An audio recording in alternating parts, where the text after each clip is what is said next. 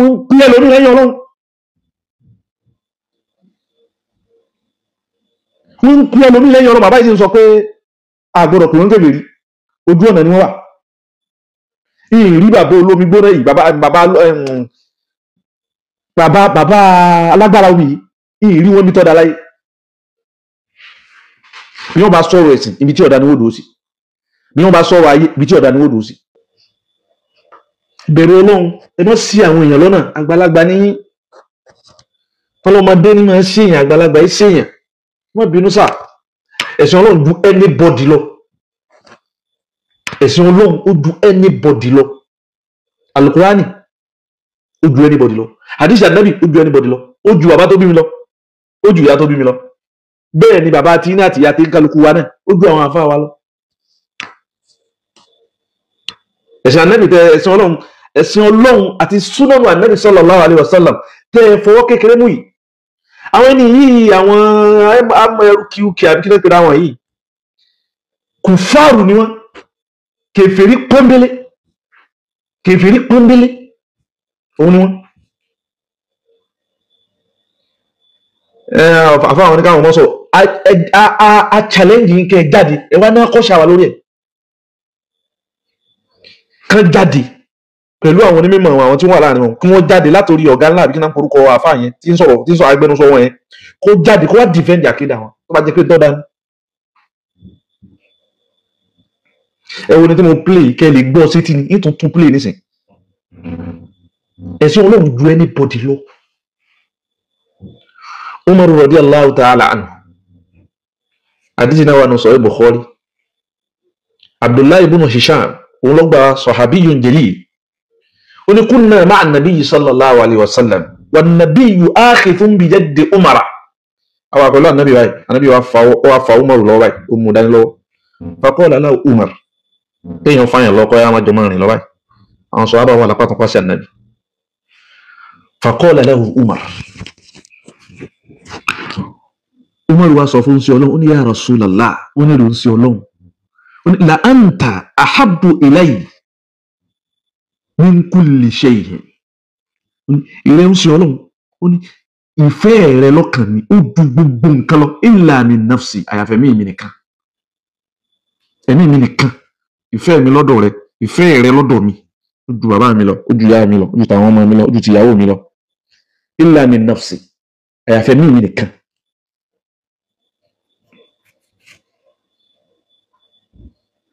فقال النبي لا، النبي لا لا سكت النبي لا، النبي لا، إيمان يا ريوبي إيه سمومين يردوا. النبي والذي نفسي بيده مبورا كلوا باتمي مي والوري حتى أكون أحب إليك من نفسك، يعني لا يكمل إيمانك ندي مؤمنتي مؤمنين ريوبي hatta akun tena nabi divi wa no kan divi je ahabba ilayka min kulli shay'in wa min nafsika, tó fi nífẹ̀ẹ́ mi ànábì ju ara rẹ̀ gan lọ.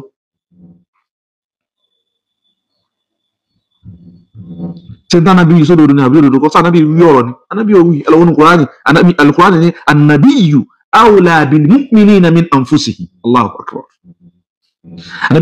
Al-Kùránì ní an-nabiyyu, Ànábì lọ́dọ̀ gbogbo mùmìnì awla bil mu'minina min anfusihim, wọ́n gbọ́dọ̀ nífẹ̀ẹ́ ànábì ju ẹ̀mí ara wọn lọ. Faqala la Umar wá ní al-ana ya Rasulallah, bó sì wí nísìn ó sì ti dìbẹ́ náà nù.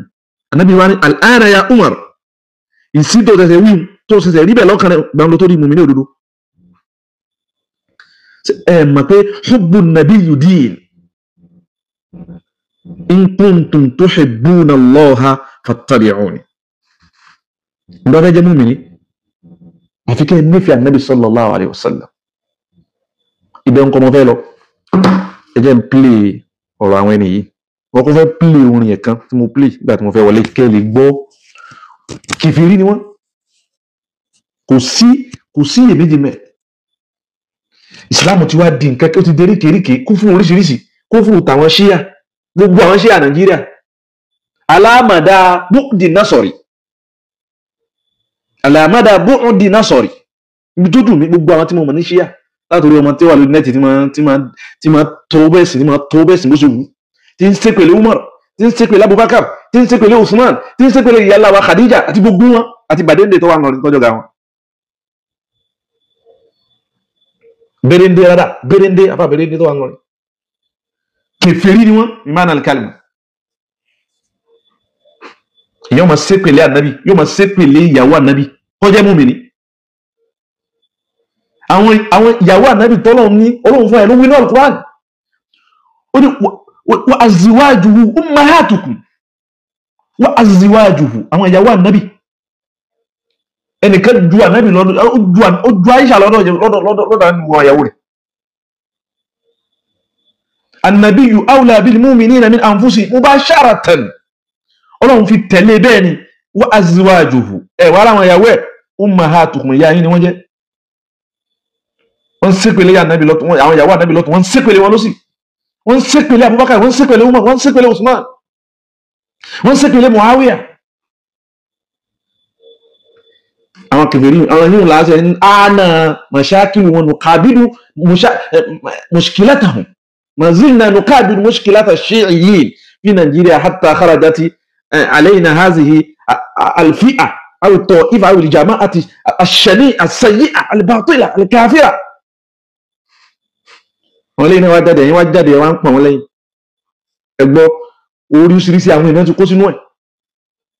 àti 2015 àbí 13 lágbólódé olórí wọn gẹ́gẹ́ fúnra rẹ̀ ti ń sọ pé àti 2013 àbí 14 ní sọ pé òun ti àwọn èèyàn ti ń jáde òun ti láwọn tí wọ́n jẹ́ graduate níbi iléèwé kèfèrí tí wọ́n dálẹ̀ iléèwé kúfúrú tí wọ́n dálẹ̀ more than 200 people ni wọ́n jáde ẹ̀wọ̀n tí wọ́n ti ń jáde láti bàyẹn ọdún mẹ́sàn-án ni wọ́n lò mẹ́wọ́. bàbá àwọn orúkọ ẹ̀yà ìlú mọ́ríkàtà ẹ̀yà ìlú àwọn bàbá àwọn ẹ̀mí mímọ́ ni bàbá àwọn ẹ̀mí mímọ́ kí lẹ mọ̀ kí ni wọ́n ń reverse kí ni wọ́n ní pẹ̀lú bàbá àwọn. kí ni wọ́n ń reverse àwọn kìrìsìtẹ́nì àwọn ni wọ́n máa ń pe Jésù ní bàbá àwọn ni wọ́n máa ń pe Ọlọ́run ni wọ́n máa ń pe ní my father. wọ́n wá emulate wọ́n emulate àwọn kìrìsìtẹ́nì wọ́n ń pe àwọn màláíkà Ọlọ́run lẹ́nu mímọ́ wọ́n ń pa àwọn àlìjẹ̀nú ní bàbá àwọn wọ́n ń pa àwọn ẹ̀mí òfòwú wọ́n ń pe bàbá àwọn yìí. anábìlá àgbọ̀dọ̀ pè ń kèfèrí títí tẹ́ fi rí kúfùrù lára ẹ̀ tó wà bá wá tó clear. wọ́n ń clear lórí lẹ́yìn Ọlọ́run wọ́n ń clear lórí lẹ́yìn Ọlọ́run bàbá yìí sọ pé àgbọ̀dọ̀ pè ń kèfèrí ojú ọ̀nà ni wọ́n wà. ìrí bàbá olómi gbóná yìí bàbá alágbára omi yìí ìrí wọn bí tọ́da láyé. bí wọ́n bá sọ̀rọ̀ ẹ̀sìn ibi tí ọ̀dà ni wọ́n dò sí bí wọ́n bá sọ̀rọ̀ ayé ibi tí ọ̀dà ni wọ́n dò sí. èyí sì ti rí báwọn. khafillaha bàbá ní Abdulrasheed alágbára omi khafillaha hatta la yasduqu alaykum qawlul allama الزمخشري يقول من مقولته ما وراء الخلق الذميم إلا الخلق الذميم. kí ni ṣe rí ẹsẹ̀ ìbẹ̀rù pé ẹ ti dàgbà lọ́jọ́ eré alkiyama ń súnbọ̀ ala tattaqillah gbogbo bí ó tọ́tẹ̀ bá wà láyé ìbílẹ̀ dùn sí. pẹ̀lú Ọlọ́run kí lẹ fẹ́ fi ilẹ̀ kí lẹ fẹ́ fi jíṣẹ́ fọ́lọ́run gbogbo nǹkan yìí kìíní yìí ti ń sọ ebi wà sí àwọn alájà àgbà láàrin káàkiri yẹn kó wá ń ṣàdúrà fún wọn ni wọ́n ṣe àwọn àfáàbò tó nù kó wá ń ṣàdúrà fún wọn ni àbó wọ́n ṣe àgbáyé nù kó wá ń ṣàdúrà fún wọn ni wa amthaluhum kathir àwọn ni wọ́n ń pè kí wọ́n wà wọ́n sí ó ṣàánú àwọn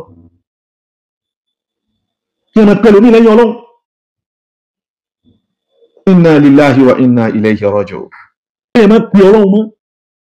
فإذا استعنت يا غلام احفظ الله يحفظك واحفظه تجده تجاءك فإذا سألت فاسأل الله وإذا استعنت فاستعن بالله.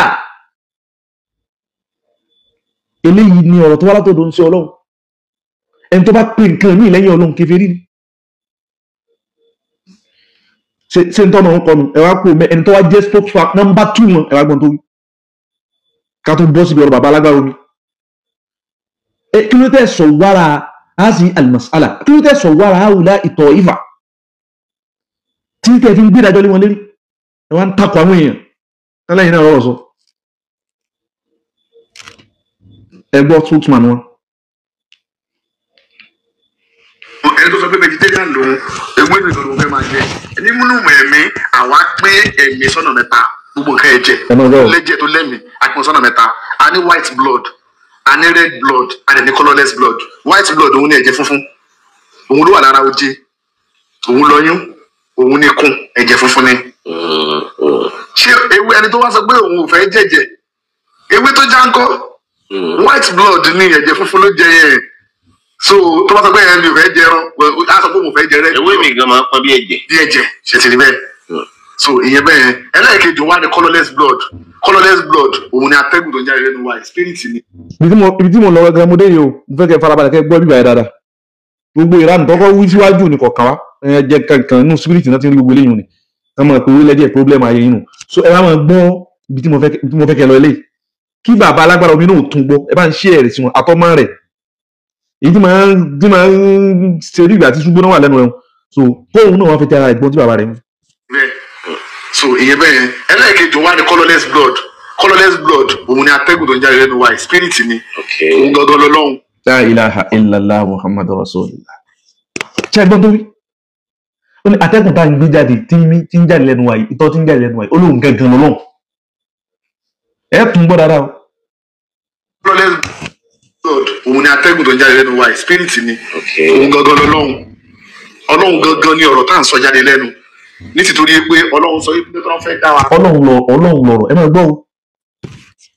ọlọ́run sọ pé òun fẹ́ fi àrólé ẹni tó bá fẹ́ kírètì àrólé ṣe mọ̀ pé irú ẹni yẹn ẹ̀yà irú bóun ṣe rí irú ẹ̀ náà ló fẹ́ kó wà. ó túmọ̀ sí pé àrólé ọlọ́run ni wá lórí ilẹ̀ ní ọjọ́ tí a bá ń ṣe tèṣù that is the. ẹ gbọ́dọ̀ tó sọ irú ọlọ́run ni wá àwòrán ọlọ́run gbé wa kalẹ̀ ọ̀ràn kìrìsìtẹ́nì alukurani láàmọ́lẹ̀ ni laysa kamithlihi shay' wa huwa as-sami'ul 'alim labalagbara omi laysa kamithlihi shay'un kò sí nǹkan kan tó jọ lọ́wọ́ in khiltahu dhakaran laysa bi dhakar in khiltahu untha laysa bi untha in khiltahu bi khuntha laysa bi khuntha in khiltahu malakan ليس بملك إن خلته جنا سبحانه وتعالى أما يصفون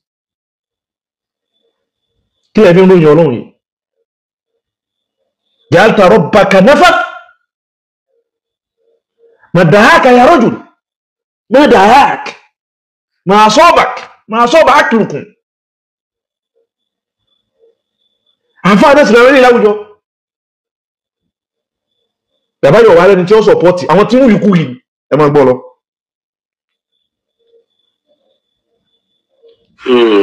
ó túmọ̀ sí pé ọ̀rọ̀ tá à ń sọ jáde lẹ́nu nítorí pé ọlọ́run sọ pé tọ́lọ́ fẹ́ dá wa ọlọ́run sọ pé òun fẹ́ fi àrólé ẹni tó bá fẹ́ kírètì àrólé ṣe mọ̀ pé irú ẹni yẹn ẹ̀yà irú bóun ṣe rí irú ẹ̀ náà ló fẹ́ kó wà. ó túmọ̀ sí pé àrólé ọlọ́run ni wá lórí ilẹ̀. nonsense irú ọlọ́run ni wá. ọlọ́run láàmúlẹ̀ náà wà ní laysa kamithlihi shay'un wa huwa as-sami'ul 'alim kò sí nǹkan kan ní gbogbo tọ́lọ́run dá tó rí bọ́lọ́run ṣe rí ọlọ́run ló ń yẹ fún ara rẹ̀.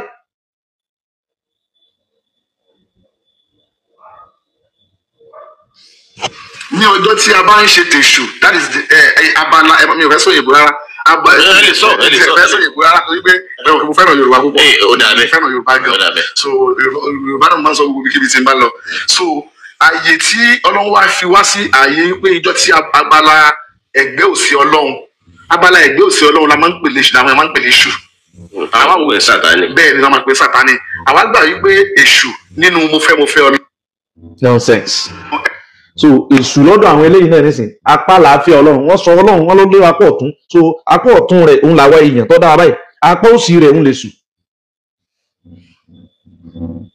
mo fẹ́ dá dún mi lé àwọn nǹkan oríṣiríṣi táwọn ọkùnrin yìí sọ pọ̀ àwọn èèyàn ń pè wọ́n ní wọ́n ń pè mí wọ́n ń pè wọ́n lálejò àwọn èyí gẹ́gẹ́ náà sọ àwọn kìrìsìrìsì kí ni wọ́n ń bẹ lọ́wọ́ mi bí but ẹ jẹ́ ń pín ọ̀rọ̀ bàbá alágbára omi yìí tòró gan mo kàn fẹ́ fi nǹkan kan àwọn èèyàn láti bẹ̀rẹ̀ tẹ́lẹ̀ ni kó lè clear sí bismillah tó alágbára omi. báwo ló ṣe jẹ́ pé bíríkìlà lọ́dún ọ̀nà sábẹ́ ṣe rí tó ń ṣiṣẹ́ papọ̀ tábà ti rí mú dàda àwọn àlè tí afárò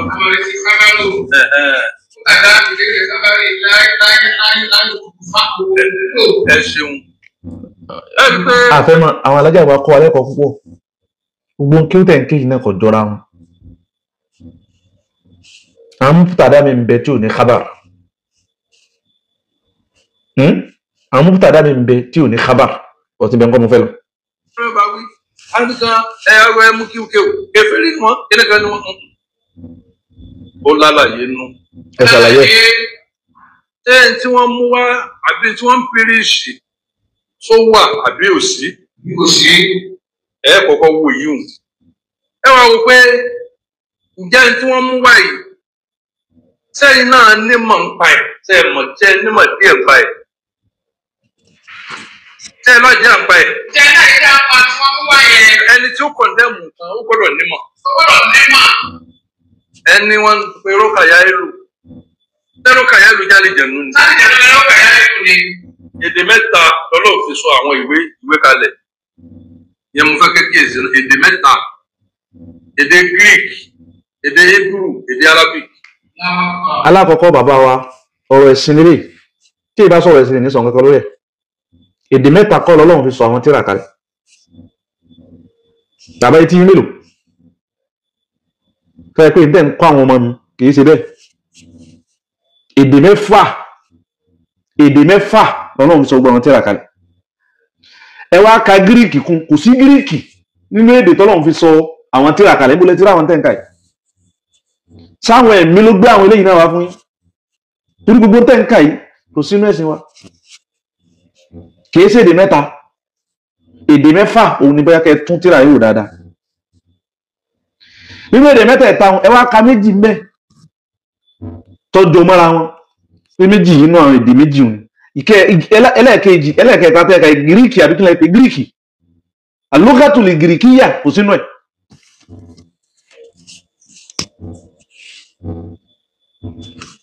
translation ló kù lẹ́yìn mẹ́tẹ̀ẹ̀ta. translation ló bá kó wájọ translation english nìkan ló kù. èdè mẹ́ta. Ọlọ́run ti sọ àwọn ìwé kalẹ̀. Àwọn àbára ní wọ́n máa ń pe ìlú ní ọlọ́run. Lọ ìlú ọlọ́run. Gbogbo tí bá ti jẹ́ ìlú bẹ́ẹ̀ lómi ó bá takò wọ́n á ní ẹ wá pé lókàyà ìlú ẹ orúkọ àlejò ọ̀run ó ti kọ́kọ́ fẹ́ẹ̀lì. Wọ́n ti kọ́kọ́ fẹ́ẹ̀lì kó o ní máa bá òsè. Wọ́n fẹ́ẹ̀lì bàbá wọ́n fẹ́ẹ̀lì. Àwọn al-asma'u al-mala'ika min al-umuri at-tawqifiyya. أسماء الملائكة من الأمور التوقيفية nínú àwọn orúkọ nínú àwọn nǹkan tó yẹ pé tawqifiyya ni òun ló kọ àwọn màláíkà kí ló ń gbé ní tawqifiyya òun ni pé bí wọ́n ṣe gbé tí wọ́n bá pè fún wa àgbọ̀dọ̀ kọjá bẹ́ẹ̀ àgbọ̀dọ̀ fi tiwa kún àgbọ̀dọ̀ yọkú mẹ́ tawqifiyya nù bí wọ́n ṣe àmọ́ kankan ń pa rẹ̀ àrà àwọn màláíkà ọlọ́run rí bí wọ́n ṣe pọ̀ tó ànábì ló ṣàlàyé rẹ̀ fún wa. so àwọn tọ́lọ̀ ń dákọ nínú Al-Qur'ani àtàwọn tábà nábì kà fún wa nínú àwọn hadisi tó fẹsẹ̀ rinlẹ̀ hadisi tó fẹsẹ̀ rinlẹ̀ kò sí rọ́kọ̀ ya ìlú mbẹ́ kò sí kásífà ya ìlú mbẹ́ kò sí mẹ́kàtà ya ìlú mbẹ́ gbogbo tí wọ́n ń pè wọn lápapọ̀ rẹ̀ kò sí kankan tí màláìka ń jẹ́ bẹ́ẹ̀ walau kana hadisan da'ifa utolibukum ń béèrè lọ́wọ́ yín bàbá alágbára omi àtàwọn tó bá tún dàbí yín. an yadhkuru lana asma al-mala'ika aw hadhihi al-asma al-arba'a allati yunadunaha min dunillah àwọn kan tó ń pè lẹ́yìn ọlọ́run mẹ́rẹ̀ẹ̀rin yìí. à ń béèrè lọ́wọ́ yín bàbá wa àtàwọn tó bá tún dàbí inú àwọn ọmọ tó kún ọ̀ràn yín lọ́wọ́ kódà kan jáde sí tó dàbọ̀ yìí tó ní rọ́ọ̀kọ̀ yá ìlú ó kọ̀ màláìkà tí ó ní an tí wọ́n wá sàfihàn sọ́dọ̀ ànábì báyìí kò sí inú mẹ́rin tẹ̀ka wọ́n ń sọ àwọn ọ̀rọ̀ orí àwọn tẹ́ bá nu kúndí tí ò ní bàtà pẹ̀lú ẹ̀sìn. La ilaha illallah. Ẹ̀yin ní kẹ́ ẹ ṣe sùúrù sà. Ẹ̀yin yẹn ní gbogbo ọkọ̀ tó ń pè wọ́n kò sínú ọkọ̀ àwọn màláíkà, kò sínú ọkọ̀ àwọn ànábì Ọlọ́run. So àwọn atọ́pè lóko àjẹnú wọ́n jẹ́ bí àwa ní ọkọ̀ àwọn ọmọ màláíkà ààrí látòkè délẹ̀, àwa ní ọkọ̀ gbogbo ọkọ̀ àwọn ànábì Ọlọ́run kò sí látòkè délẹ̀. Àwọn òwúwa ni wọ́n, àwọn ẹ̀mí tọ́lọ́run sì kò ju mẹ́ta lọ: àwọn màláíkà, àwa èèyàn, àwọn àlìjànú, mẹ́tẹ̀ẹ̀ta nù. Àwọn khádìmí tó ń pè ní ràwàhání kò sí ti ń jẹ́ bẹ́ẹ̀ pátápátá, irọ́ lásán ni, kò sí ti ń jẹ́ bẹ́ẹ̀.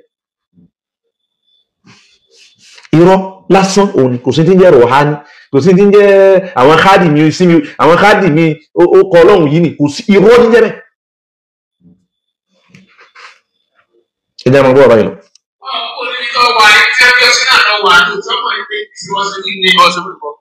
Abẹ́ dákun, ibi tán bí wa sí náà la wà, gbogbo àyí la lọ kéwú ń ta, gbogbo àwọn tẹ̀ ń ta fàásùn ìta wọ́n kéwú ń lé tán tó wá lọ kéwú ń ta, àgbọ́nù tàn yín pé lọ kéwú ń ta.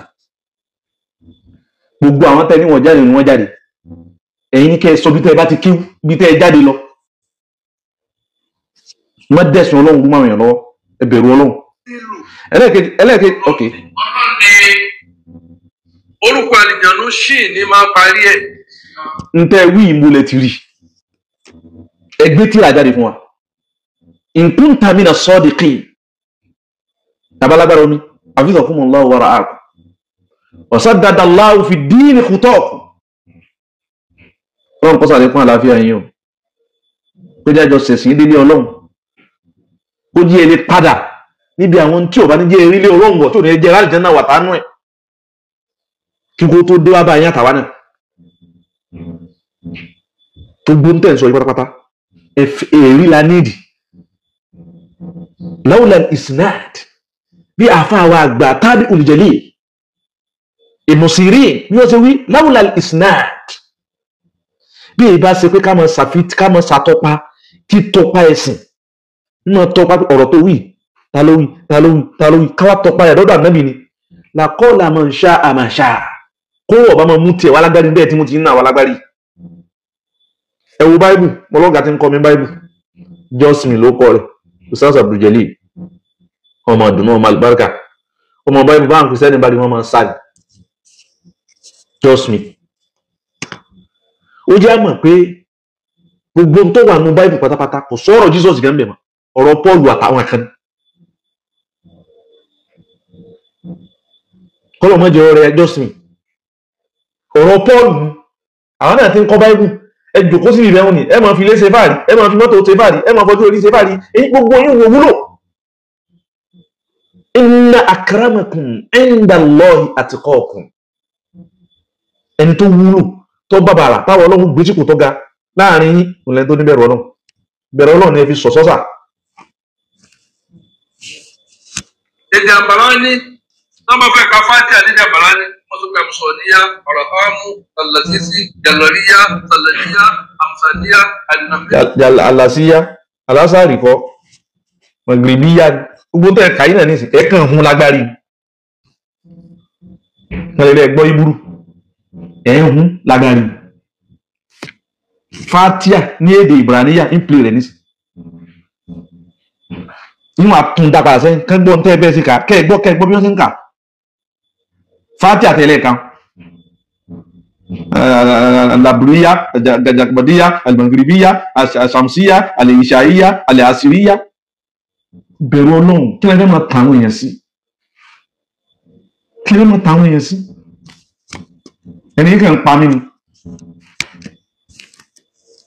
Ní àṣẹ́ndẹ̀ sọ́rọ̀ ìwà kàkọ́, ìwọ́n tí ẹ wá ọmọ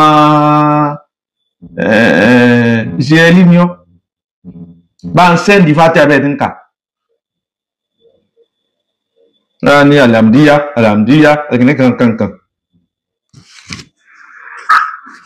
Adkhila dinuhum ربون عالمين الحمد لله رب العالمين. هذه هي المقابل ديالها في اللغة العبرية. ابتخاء السورة الأولى التي نفتتح بها الصلوات الخمس في الإسلام. أدخلا لإلههم ربون عالمين.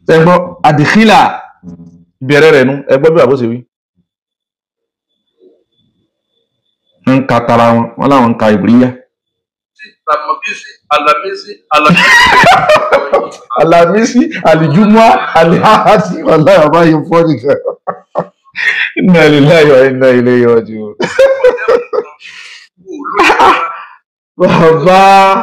Baba lágbára omi. Ó ní Alamisi ẹ̀jẹ̀ ìdàpọ̀ àti ẹ̀kẹ́ ìgbádùn wọn. Àmọ̀gán agbèrò ní spiritualism ní àṣìyára. Bí o bá ti. Gẹ́gẹ́ gbọ́ bí. Ìyọnu ṣì ní máa parí ẹ̀. Ọ̀ya. Èdè àbàrá ní. Ọ̀ya o. Wọ́n máa fẹ́ ka fáńtì àdéhùn àbàrá ní. Wọ́n tó gba àmùsọ̀níyá. Àmùsọ̀níyá.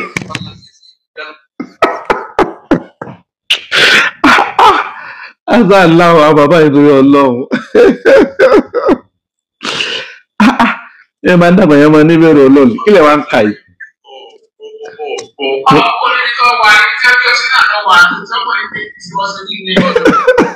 Gbogbo tí bá ti jẹ́ ìlú ọlọ́run ni.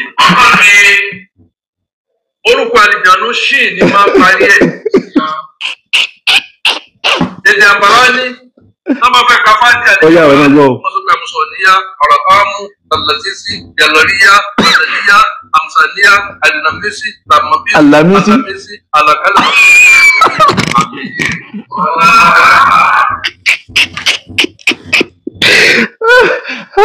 Ẹ lágbẹ́ bá rẹ́rìn.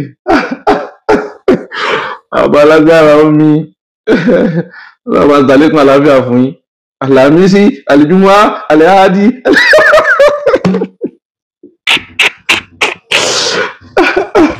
Àbá o.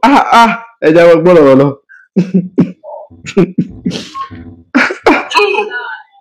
Ó fẹ́ pọ̀ dẹ́kun kan.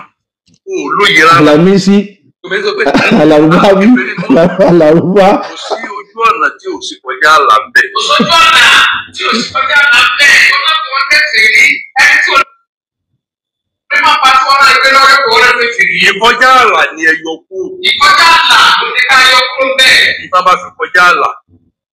Ṣùgbọ́n pé kò sí ẹ̀mí ń bẹ o. Tọ́. Ìsìláàmù gan agbè lórí spiritualism ni. Àbá bí tẹ́tí wá fọ́ gbogbo èèyàn yẹn ni. Àmọ́ pé ẹ̀mí ń bẹ o, bàbá kò sí ẹ̀mí wá púfẹ̀ fún wa. Kò sí tí ń jẹ́ mínú Islam. Ṣé ẹ̀mọ́ tí ń jẹ́ al-Islam ni? Al-Islam aqidatun wa amal. Al-Islam aqidatun wa amal. Ìdáhùn pè ní Islam, aqida ni belief. An tashhadu an la ilaha illallah. Aw an tu'mina billahi rabban. Kọ́ gbà Ọlọ́run ọba Allah, òun ni ọba dẹ́dà. Òun ni al-mustahiqqu lil ibadati kulliha. Ẹni tó tọ́ka fún gbogbo ìbádà wa, ìbádà àtẹnu, ìbádà tí ó tọ́kàn, ìbádà àti iṣẹ́. An tuharrir wa an tukhallis lahu al-ibada. Gbogbo ẹ̀sìnlẹ̀ ọyọ̀ sàkánì torí Ọlọ́run ni, ọlọ́ hajj ni torí Ọlọ́run ni. Alákọ̀ọ́kọ́ ni pé àkídà kò nígbàgbọ́ pẹ̀lú àwọn tí wọ́n bá nábì pé kí ní jẹ́ Islam. An tashhadu an la ilaha illallah. Ànábì ní Islam yìí buniya ala khamsati arkan. Bá ti sì tọ́ fẹsẹ̀ nílẹ̀ ní tí ń kálukú wa mọ̀tẹ́yìn náà ń kọ́ àwọn ọmọ hatta fi durusul awwaliyya bi dhalika al-kitabu as-saghir. بني الإسلام على 5 بتوان ما الإسلام توالي وكمارون بلا تري سبيريت مي شهادة أن لا إله إلا الله يجري بيكو سلو مي أفضل belief لكن عقيدة only belief وعمل أو أسيسة على سواني أن تقيم الصلاة السن وأن تؤدي الزكاة السن قولوا زكاة وأن تحج لبيت قولوا هاجي السن wa an tasuma Ramadan kó gbààwẹ̀ hazihi al-Islam tí wọ́n mẹ́sì Islam lè ní jẹ́ Islam ni biduniha la takuna musliman abada yẹn lè jẹ́ mùsùlùmí ẹwà ní Islam yìí orí spiritualism ni wọ́n mọ́ lé ẹbẹ̀rù Ọlọ́run bàbá yìí ẹbẹ̀rù Ọlọ́run àmọ́ bá ti tún lè bá yín sọ pẹ̀lẹ́pẹ̀lẹ́ jù báyìí lọ ni Wallahi tó mo fẹ́ bá yín sọ jù báyìí lọ pọ̀ pẹ̀lẹ́pẹ̀lẹ́ bí mo ṣe ń bí mi tó mo fẹ́ try àti control anger mi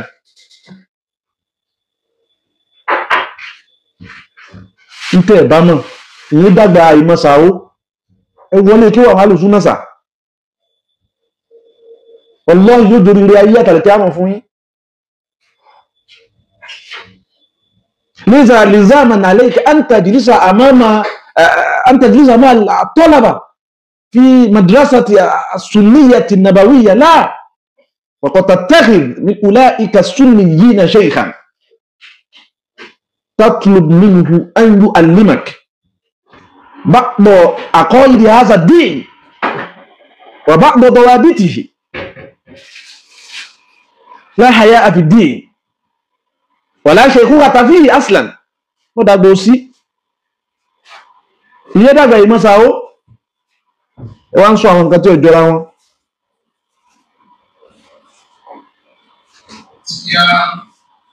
tí ò bá sí spiritualism kò sí Islam. ń gbọ́lẹ̀ tí rí ń tẹ̀wé.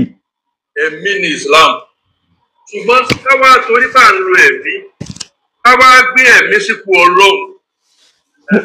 gbogbo ọ̀rọ̀ lílo ẹ̀mí òun kọ́ ni iṣu kẹ́ẹ̀ kọ́kọ́ ntí ẹnìkan kan ntẹ́ ẹ sọ yìí ma qala bihi ahadun min al-alamin ma qala bi hadha al-qawl alladhi qultahu ya abana al-fadil ahadun min al-alamin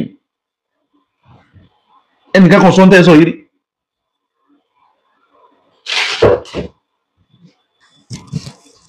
Gbọ́dọ̀ gbé ẹ̀mí sí tó lọ.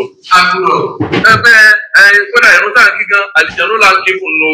Àkọlọ́sọ bá wọn lẹ́ka là ń kí fún àbájáde là ń kí fún. Ọmọ aránṣẹ́ làlìjẹ̀nú. Kò sí fáyù kankan. Ibi tẹ́ ẹ bá dé iná ìwọ̀n àpilé ọ̀rọ̀ kan ẹ dúró ná. Ìyẹn ń pilé ọ̀rọ̀ kan fún bàbá alágbára omi tí wọ́n bá dé. La'allahu yatadhakkaru aw yakhsha. Ẹ máa play nǹkan kan Ọlọ́run jẹ́ rí nǹkan náà.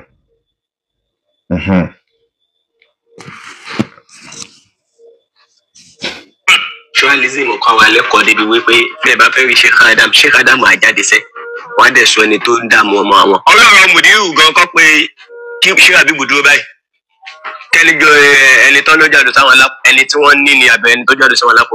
Bàbá ló sọ pé èèyàn ọdún kẹ́ni yẹn dúró báyìí kẹ́ni kọ̀ọ̀kan wá mú ẹlẹ́rìí kọ̀ọ̀kan dání torí pé kì í ṣe ohun tí gbogbo ojú léèrè. kí lẹ́nu máa ṣẹlẹ̀. Kápẹ́ Sheikh Adam jáde kí Sheikh Adam sọ ẹni tó fàìsàn kọ́ mọ́. Bẹ́ẹ̀ ni wájí à ń bì wájí yẹn. Ohun tẹ́ dá èmi lójú ni pé ṣé àní kò sí nǹkan kan tí spiritualism lè ṣe ẹni tí ò rọmọ bí kó sọ ọmọ tó fẹ́ bí yẹn kó sọ ẹni tó fẹ́ kó jọ. ẹni tí yóò rọmọ bí. Bẹ́ẹ̀ni ó tún wá dé pé ọmọ tí mo fẹ́ bí mo fẹ́ kó jọ Queen Elizabeth. ọ̀láyà àjọ wọn lọ ya fọ́tò ẹ̀ wá. Àmọ́ òun kọ́ ló ń dá wa àwọn ẹ̀mí náà ń dá wa. kì í ṣe. La ilaha illallah. Ṣé ń gbọ́dọ̀ kìfèrí Ọlọ́run kọ́ ló ń dá wa àwọn ẹ̀mí ní ń dá àwọn. Tọ́lọ́run fi ń rí lẹ́wọ̀n Quran Allahu khaliqu kulli shay. Náà fáàbù tó mú tó kọ́kọ́ gbọ́ àyà wọn Ọlọ́run bá ń kẹ́ wọn. Allahu khaliqu kulli shay'in wa huwa ala kulli shay'in wakil. Wọ́n máa ń kí àfáwà. Allahu khaliqu kulli shay'in. Ọlọ́run ló ń dá gbogbo nǹkan. Ismul fa'il lọ́lọ́run ló khaliqu fa'ilu liyadullu ala at-tajaddud wal huduth. Yadulla ala at-tajaddud wal huduth. Gbogbo ìgbà tálíkì àmọ́ lọ́wọ́ fi dé lù wọ́n máa dá nǹkan. Wọ́n máa dá àwọn èèyàn máa wá, àwọn èèyàn máa lọ, àwọn èèyàn máa wá, àwọn èèyàn máa lọ. Ẹgbọ́n tọkùnrin rí. Ó láwọn ẹ̀mí ní ń dá wọn, egi ń dá padà sẹ́yìn. Ẹ dá èmi lójú ni pé ṣé àní kò sí nǹkan kan tí spiritualism lè ṣe ẹni tí ò rọmọ bí kó sọ ọmọ tó fẹ́ bí yẹn kó sọ ẹni tó fẹ́ kó jọ. ẹni tí yóò rọmọ bí. bẹ́ẹ̀ni ó tún wá dé pé ọmọ tí mo fẹ́ bí mo fẹ́ kó jọ pé Elizabeth. ọláyàjọ wọn lọ ya fọ́tò ẹ wá. Ọlọ́run kọ́ ló ń dá wa, àwọn ẹ̀mí ló ń dá wa. kì í ṣe Ọlọ́run ló tó ń dá àwa èèyàn mọ́ báyìí. Ọlọ́run kọ́ ló ń dá àwọn èèyàn, àwọn ẹ̀mí ló ń dá àwọn èèyàn. ẹ̀mí ló ń dá àwọn èèyàn. Látijọ́ tọ́lọ́run ti ní káyé máa jáyé tó ti ní kálùjọ ló máa já lálùjọ nù kẹwàá wa ní àmàjẹ wa ní àkímàláìka ò máa dára jẹ́ ọ̀pọ̀ màláìka kéèyàn máa jẹ́ èèyàn kò dá sí nǹkan kan mọ́nú ayé. Ó ti gbé dìpátímẹ́ǹtì gbogbo nǹkan pátá ó ti gbé láwọn ẹ̀mí lọ́wọ́. Ọlọ́run á dá wa dá Amẹ́ríkà. wo ní sọ yẹn ti ranu ni kò lè ṣe tẹfúrẹkọ bẹyìn náà àlìjẹni ó da gbogbo ẹ pọ̀ wẹlmẹlàk kò lè kó gbẹ yàtọ̀ kò mọ̀ pé àwọn táwọn ń pè ní rúhù ni màláìkà náà níjẹrẹ wọ́n ní Ọlọ́run ló dá àwọn màláìkà Ọlọ́run ló dá àwọn àlìjẹnú Ọlọ́run ló dá àwọn ẹ̀mí mímọ́ àwọn tí bàbá agbára omi àwọn tẹ́ ń gbé lẹ́yìn wọn ni wọ́n ní àwọn ẹ̀mí ló dá yín kì í sọ Ọlọ́run ló dá yín. Ìdí ní ẹsẹ̀ pé yàrá láwọn tí ó fi dáhùn mathematics tẹ́ nǹkan yẹn sẹ́ spirit kan ló wà ń bẹ̀. Tẹ́ ẹ bá mọ spirit tó ní mathematics yẹn tẹ́ ẹ bá ń contact yẹn ẹ padà mọ mathematics yẹn jọ teacher tó kọ́ yín léwe lọ. ẹ̀mí kan ló wà ń di mathematics. ẹ̀mí wo ló wà ń di English? ẹ̀mí náà ni. ẹ̀mí ni o ẹ̀mí kan ló wà ń di language. cherry lásìkò tá a wà yìí aláàbọ̀ ẹ̀kọ́ ló pọ̀ jù. Bẹ́ẹ̀ bá dọ̀dọ̀ nífà náà lọ́pọ̀lọpọ̀ ni o kì í ṣe gbogbo wọn o.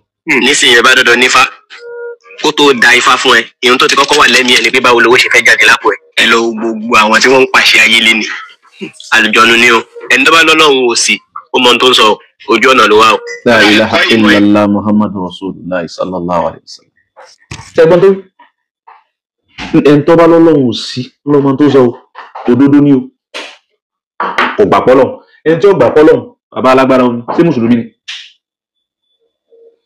ṣé kìrìsìtẹ́nì gan ni ṣé kìrìsìtẹ́nì kan gan bẹ tí ó gbà pọ́lọ̀ mi àwọn tẹ́ ń sọ́pọ́ọ̀tì lélẹ̀ ìjẹnara dábẹ́ ń padà díẹ̀. Ẹ lọ gbogbo àwọn tí wọ́n ń pàṣẹ ayé lé ni àlùjọ̀nù ni o ẹni tó bá lọ́lọ́run ò sí ó mọ ohun tó ń sọ ojú ọ̀nà ló wà o. Kódà ẹ̀kọ́ ìmọ̀ ẹ̀mí táwa gan ṣe.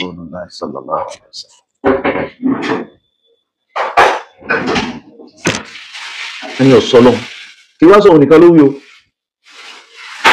ọ̀gá ẹ̀ spokesman rẹ̀ ń ọ̀gá ńlá kéwú yẹ ní àbíkí náà ń pè òun náà rí bẹ́ẹ̀ àfa àwọn àgbà bàbá àwọn ẹ̀mí àgbà ẹ̀mí àpá wọn òun náà rí bẹ́ẹ̀.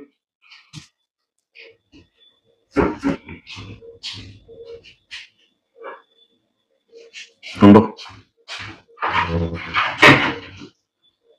bọ́ni kí ni ìtún wa.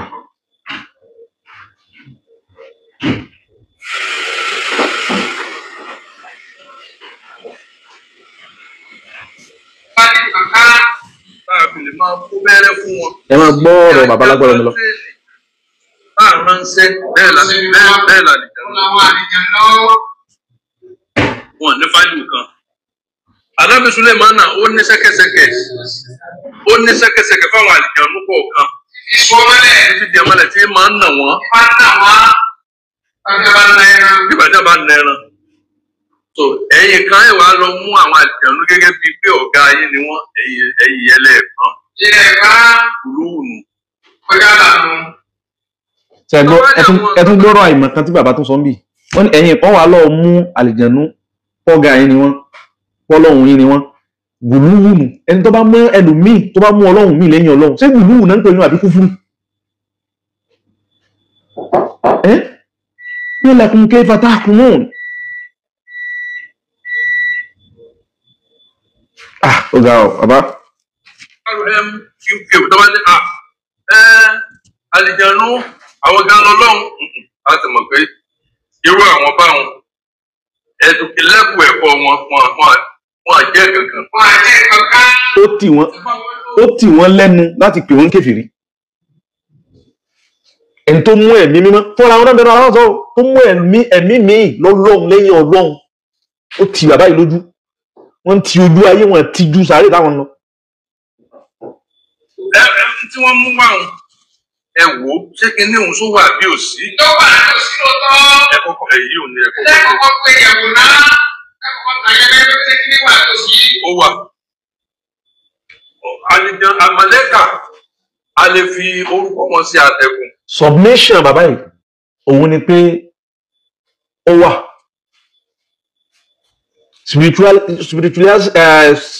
spiritualism àbí náà ń pè ó wà. That is his conclusion. Àwọn agbọ́lọ. Kódà Ànábì Muhammad sallallahu alaihi wasallam ẹnu wo tí a tán pé ní Minhajul Muslimin nínú àdúrà fígbà yìí Nàbí sallallahu alaihi wasallam wọ́n ní bàbá yìí tí wọ́n fẹ́ràn ara wọn sọ pé a lè pe àwọn màláìkà. Bàbá tẹ̀ bá ń pe màláìkà kèfèrí lẹ́yìn náà. Tẹ̀ bá ń pe màláìkà min dunillah kèfèrí lẹ́yìn náà.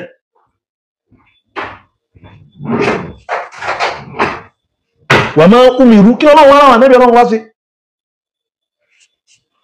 Yuhaqqiqu tawhid. Torí tawhid sọ́lọ́run lọ́kan ṣoṣo lọ́lọ́run bí wọ́n gbogbo ma umiru illa liya'budullaha mukhlisina lahu-d-din. Mukhlisina lahu-d-din. Wa'lamu annahu la ilaha illa Allah. Tọ́lọ́run torí ẹ̀rọ ànábì nìyẹn gbogbo àwọn òjíṣẹ́ títí ń gbé wọ́n dìde bọ̀. Wọ́n fi nǹkan ní ipò Ọlọ́run ní pípé. Laqad awhayna ilayka kama awhayna ila alladhina min qablika la in ashrakta. Tó bá pè nǹkan ní lẹ́yìn Ọlọ́run la yahbatanna 'amaluk. Iṣẹ́ rẹ̀ ó bàjẹ́ wa la takunanna minal khasirin. Ó dẹni òfò. Hadhihi hiya khulasatu risalati al-anbiya. Hadhihi hiya al-ghaya التي أرسلوا كلهم لأجلها.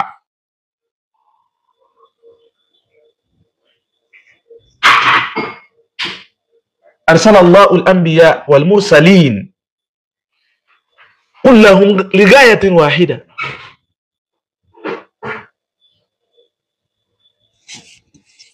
àbá ìwà fẹ́ mẹ́rin wá pa lè pè màláíkà. wọ́n fẹ́ mẹ́rin wá. ní sẹ́kẹsẹ̀kẹ fáwọn àlìjẹun púpọ̀ kan. Ó fẹ́ dálẹ̀ wọn padà sẹ́yìn. Ìbàdàn máa ń nà wọ́n. Ìbàdàn bá nà ẹran.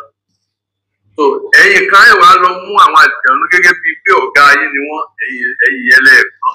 Ilẹ̀ ẹ̀ka Lóòrùn. ọjà lànà. Tọ́ba ní àwọn nǹkan tó ní RM UK tọ́ba ní àlìjẹun àwọn gan lọ́lọ́run. A ti mọ̀ pé irú àwọn báwọn ẹlẹ́bù ẹ̀kọ́ wọn jẹ́ kankan. Wọ́n pa àwọn àlìjànnú lọ́lọ́run. Ẹ wá ní lẹ́bù ẹ̀kọ́ wọn jẹ́ nǹkankan.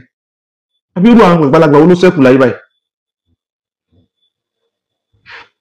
Kí wọ́n máa kí ẹlòmíì lẹ́yìn Ọlọ́run lọ́lọ́run. Kí ẹ máa ní lẹ́bù ẹ̀kọ́ rẹ̀. Gbogbo nǹkan lọ́lọ́run lè forí ẹ̀jìyàn. Níjẹ́ ò lè forí ẹ̀jìyàn oníkẹ́ ṣẹbọ pẹ̀lú ẹ̀. Inna Allaha la yaghfiru an yushraka bihi. ويغفر ما دون ذلك لمن يشاء. قل إن الله ولون لا يغفر ونسافري أن يشرك به كان لولون لا يولون ويغفر ما دون ذلك لمن يشاء. gbogbo ẹ̀ṣẹ̀ yóò gbọ́sọ̀ wọlé tó tí ó bá ti ṣẹbọ ńbẹ̀ òun Ọlọ́run lè forí ẹ̀jìyàn kò lóhun ó forí ẹ̀jìyàn òun ìyẹn ń bẹ tahta al-mashi'a ń bẹ láàrin pé tó bá wu Ọlọ́run ó lè forí jàn tí máa wù kò ní forí jàn ṣùgbọ́n eléyìí kó o ṣẹbọ pẹ̀lú Ọlọ́run قد أفرضه على نفسه. Ọlọ́run ti sí lọ́rọ̀ èèyàn lórí ara rẹ̀. ألا يغفر لمشركين.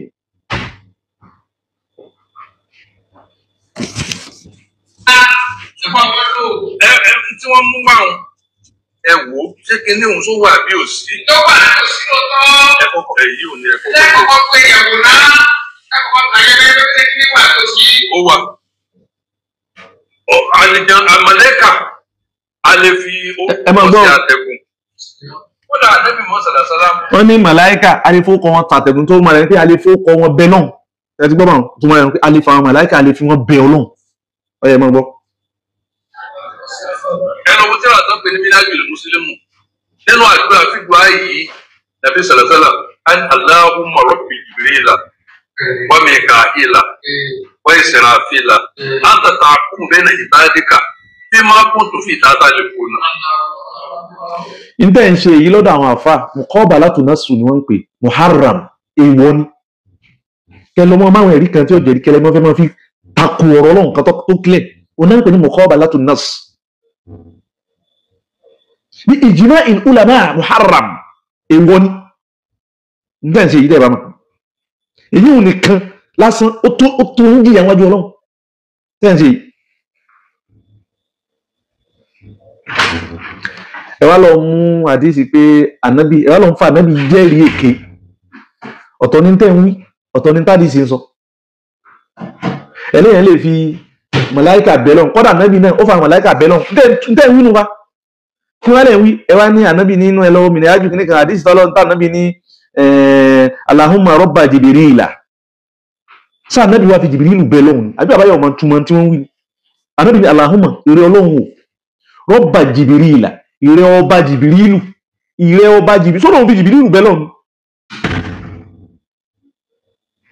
wà Míkáílà ìrẹ́ ọba Míkáílù nígbà kí ẹni ìrẹ́ ọlọ́run ọba Kàábà sí Kàábà níbi àbọ́lọ́run ń sọ pé ọlọ́run ní ọba Kàábà ń sọ pé Allahu ní ọba Kàábà Allahu lọ́ba Jibril sí Allahu kọ́ lọ́ba rẹ ní ọ̀dà àdíṣe eléyìí náà mú wa o tí ànábì ní Allahumma rabban nas ọba rẹ yẹn ní àdé àtà ànábì máa sára rẹ ń gbóná nǹkan kó àdé àtà ànábì máa ṣe nu Allahumma rabban nas ìrẹ́ ọlọ́run ọba yìí nìyẹn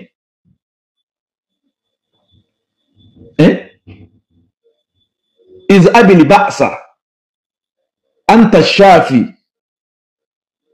ishfi bi shifaika bi kinika nabi sallallahu alaihi wasallam aw kama qala shifaan la yughadiru saqaman Ọlọ́run ìwọ lọba tó ń wò yẹn sàn ìwọ lọba èèyàn iz abil ba'sa ìnira tí ń karakùnrin yìí ìbá tó mú ìgbé epo iz abil ba'sa ìbò ló ti fi sófin èèyàn ó pe ìta nabi náà pe èèyàn bí ni àbó pe màláíkà Jibril àbọ̀bẹ̀ wọn àbí kílẹ̀ ń wí rọ́bà Jibrila ìrẹ́ ọba Jibrilu ìrẹ́ ọba Kàábà ìrẹ́ ọba Míkáílù ìrẹ́ ọba ẹ̀dá kí ni táwọn kí ni tí ó kí ni tẹ̀wọ́n. alábí ó máa ní ọba ẹ̀kan kalárúbá ni ẹ̀gbọ́ yẹ mọ́bìnú sà. ọba Míkáílù ọba Ísírafílù ìwọ ló dájọ́ láàrin àwọn èèyàn pẹ̀lú tí wọ́n ń sá. ẹ máa gbọ́ àwọn fún ara wọn náà wí bá ìrẹ́ ọba Míkáílù ìrẹ́ ọba Jibrilu sọ́wọ́ bíbẹ́ lọ́hùn ni àbópè balagbára omi lọ́wọ́ tọ́ nítorí. ẹ̀mí wà o. kí ni ìbátan ẹ̀mí níbi tẹ́ ẹ wí àwọn kan ìjòkó lábẹ́ yín lọ́ndà yín táwọn náà ṣe aláwà pa kí ni tẹ́ ẹ wí tó fi ní ìbátan pẹ̀lú pẹ̀mí wa ànábì ń bẹ lọ́hùn pé ìrẹ́ ọba Jibril ìrẹ́ ọba Míkáílù ìrẹ́ ọba ẹ̀dá ìrẹ́ ọba ẹyẹ ìrẹ́ ọba nìkan Allahu khaliqu kulli shay'in ọlọ́run ló ń wọ bá gbogbo nǹkan kí ni tá ànábì wí kí wá ní tẹ́ ń fi rinlẹ̀ ń bì kí ni ìbátan tẹ́ mú wáyé pẹ̀lú pé ẹ̀mí wà ẹ máa gbọ́ wọn lọ. ó lè ní ìjọba sí ó ní ìfún inú Quran. ẹ náà kó so bílíà ẹ máa bá ní sí àlè dáadáa ẹ̀mí wà o ẹ̀mí wà. ẹ tí mẹ́rin ẹyọ kan wájọ́ látìgbà tẹ́ ti bẹ̀rẹ̀ ọ̀rọ̀ yìí nìsín ẹ tí mẹ́rin ẹyọ kan wá bóyá nù Al-Qur'ani bóyá nù àdìsí tó já mọ̀ pé mi wà. tó lágbára ó sì ń lapa. ó lè lápá. ẹ jẹ́ àwọn Suratu Ghafir 50. ẹ mú wa. kálàyé tó máa lọ síwájú. Suratu Ghafir 15 bismillahir rahmanir rahim. وفيه درجات الصلح هذا الشيء. أعوذ بالله من الشيطان الرجيم. بسم الله الرحمن الرحيم. رفيع درجات صلح الشيء. يلقوها من أمره على ما يشاء. من عبادي ليوصل يوم القيامة. لينزل يوم القيامة. لينزل يوم القيامة. Rọ̀fíù dáradá àlìsí. Ẹni tí ń gbé èèyàn sípò lọ́lọ́run. Òun ló fi Tinubu jẹ. alákọ̀ọ́kọ́ ni pé bàbá ẹ máa wo àwọn tẹ̀fsíìrù kẹ́ tó wọ́n tú àwọn tẹ́ bá ń tú áálù lè mà kọ́ báwọn àfáà ṣe tú ẹ lè tú bẹ́ẹ̀ ṣe tú wọn náà ṣùgbọ́n ìtọ́ tẹ̀wọ̀n jù ń lè wọ́n tú fáwọn èèyàn Rọ̀fíù darajat ọlọ́run ní ara rẹ̀ bọ̀ ni wọ́n ní òun ní Rọ̀fíù darajat òun lẹ́ni òun wà níbi tó ga jù lòun wà níbi tó ga jù lòun ọlọ́run ròyìn ara rẹ̀ ni كان سبحانه وتعالى يصف نفسه بهذه الآيات الكريمة وهذه الكلمات القرآنية النورية. Ọlọ́run júwe ara rẹ̀ fún wa àti bí ipò tó ń wà sí ga tó. So ayàtẹ̀ mú wáyé náà nísìn bí ìtàdíṣẹ̀ ìtàn náà ni kò ní ìbámu kò fi nǹkan kan rinlẹ̀ pẹ̀lú pé ẹ̀mí wà ẹ̀jẹ̀ àgbọ̀.